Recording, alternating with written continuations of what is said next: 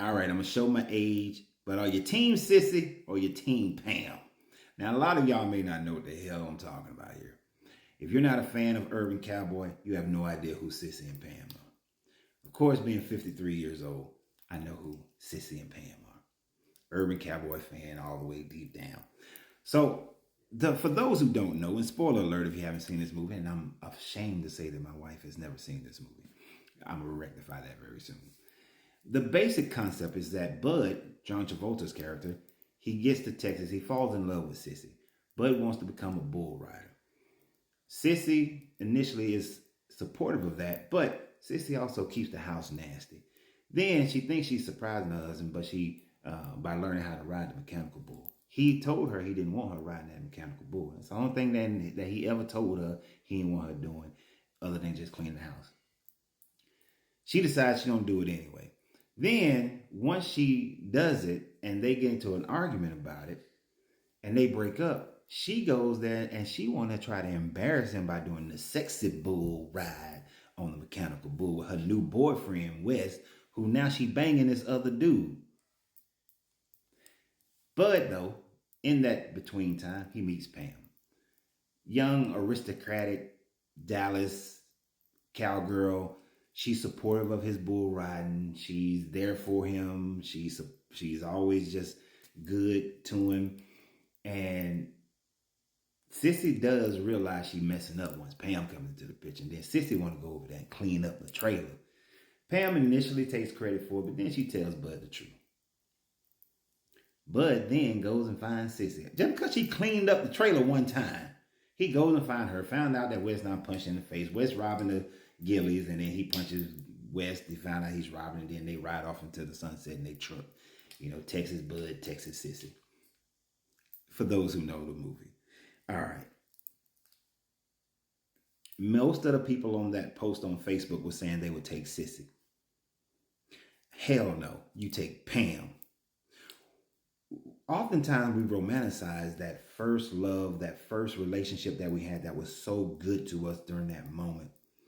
And then when we lose it and we're off and we got that baggage and we see someone else and that other person is better for us. They're better for us. Not can be, they're better for us.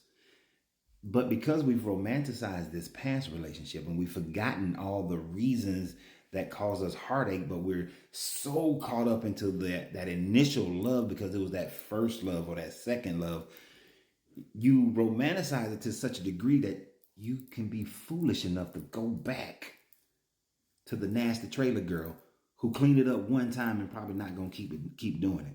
Instead of the one that is more supportive of who you are, allowing you to be yourself and knows her place in your life and where she's and how she's going to roll in your life. So now you can facilitate how you're going to roll in her life. Not this hellion that's going to give you problems, that's going to be vindictive and let me ride the bull all nice and slow and sexy so that, you can be embarrassed in front of it. Hell no. Why she banging the convict? Go back to that. But that's what a lot of people do. You go back to a love that you thought you had in the past, but it ain't changed. It's the same thing. You're going to have those same problems that you had in the past. You're going to realize that all you did was do a retread of your history.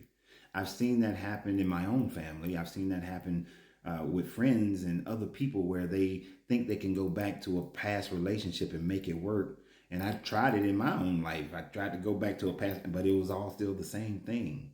And when you have to realize that you can't go back, that what's done in the past is the past, and most likely it's going to maintain itself. So when you find something new and better, then you should stick to that and let that be its own thing. Don't bring your baggage with it, but let it be its own thing.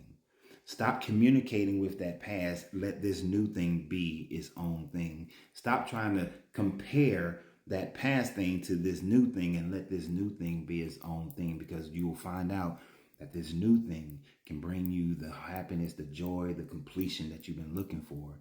So that you was already happy, you've healed and you're happy, you're good to go. If you go back to the past, You just open it. You just taking a knife and stabbing it in the same spot that had healed before.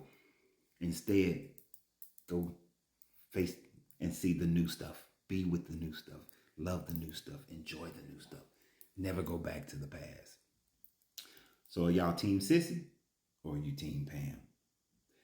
Always remember you have to free yourself to be yourself because your greatness is non-negotiable. Good journey, good vibrations.